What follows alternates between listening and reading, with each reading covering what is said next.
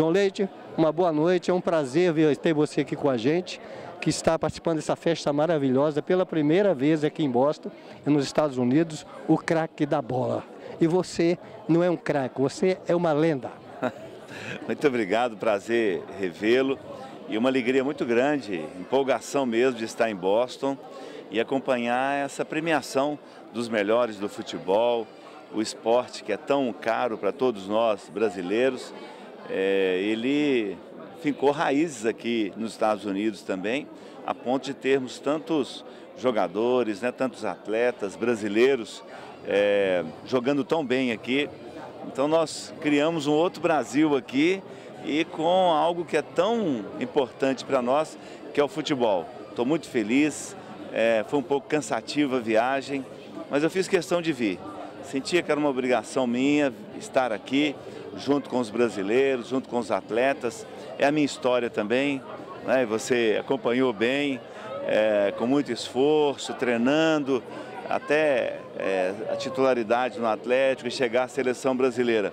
Como todos esses jogadores que estão aqui. Então estou muito feliz, estou muito honrado de estar presente e represento o coração aqui dos brasileiros, dos atletas brasileiros, e com muita alegria vou ver essa premiação e sentindo como que o futebol e o esporte é um elemento tão importante de união dos brasileiros.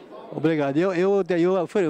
Você frisou isso aí, eu acompanhei o início da carreira do João Leite. E com muito sofrimento, treinando no Atlético, pegando ônibus na rua São Paulo, todo dia o João Leite vinha às 6, 7 horas da noite, 8 horas, pegava ônibus e eu ficava o dia sempre ali, ó, o João ali, pá. Então é um prazerão. Agora, João, vamos falar um pouquinho do futebol, falar um pouquinho da sua memória, os momentos que você mais se lembra na vida, principalmente com o estádio cheio. Quais os melhores momentos na sua cabeça que você tem e que você vai dormir de vez em quando e pensa, poxa, eu realmente venci com força de Deus? Bom, foram muitos momentos, né? Deus me deu uma carreira próspera num grande time.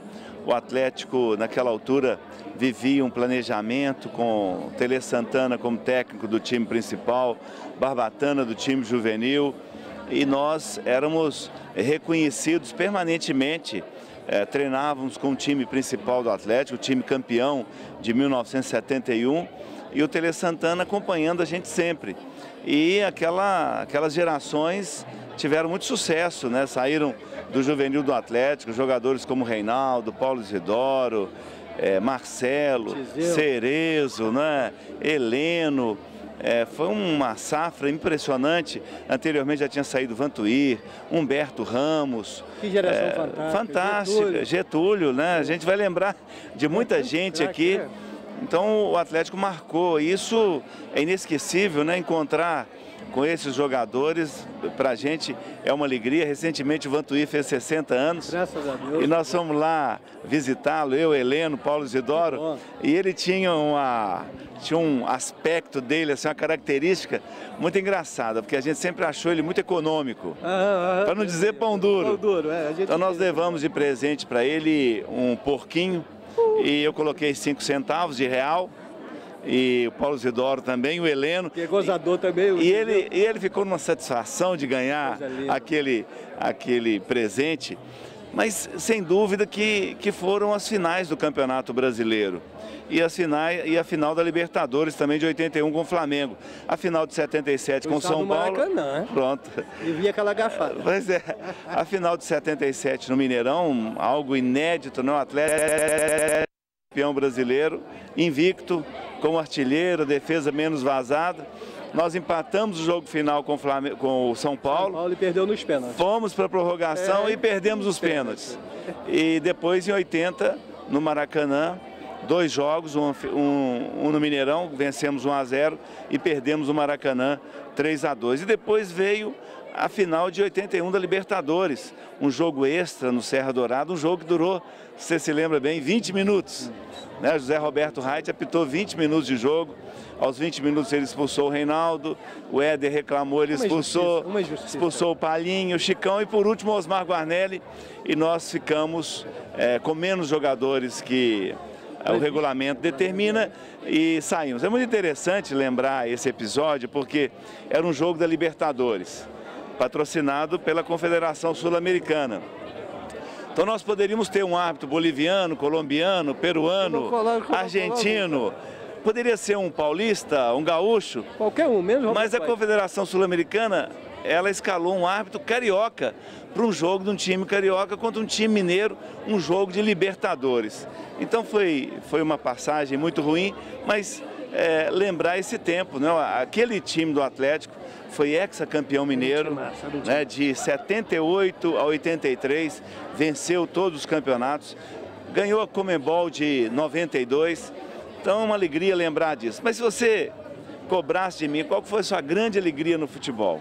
Minha grande alegria no futebol foi iniciar os Atletas de Cristo, junto com Baltazar, chamado Artilheiro de Deus. Maravilhoso. Iniciamos há 30 anos atrás com 4 atletas. Hoje, Atletas de Cristo já está em mais de 60 países. Os atletas levando a mensagem de Jesus. Eu mesmo conheci a minha esposa, Eliana, capitã da Seleção Brasileira de Voleibol, na reunião de Atletas de Cristo. E começamos a namorar, ficamos noivos, estamos casados há 31 anos. Graças a Deus. Então, Atletas de Cristo deu muito fruto e hoje está em 60 países. Temos uma seleção de Master, ela joga no meio do ano agora no Egito, buscando a união daquele povo, mas no ano passado esteve na Indonésia, na Tailândia, em Mianmar. Tem feito viagens, foi à África do Sul, linda, com Jorginho, Silas, Clebão, César Sampaio.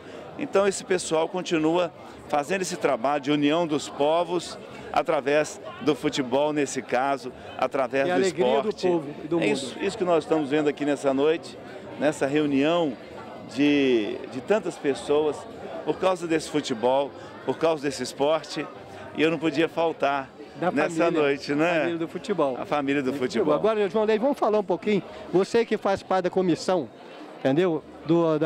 De orçamentos, de construção dos estádios.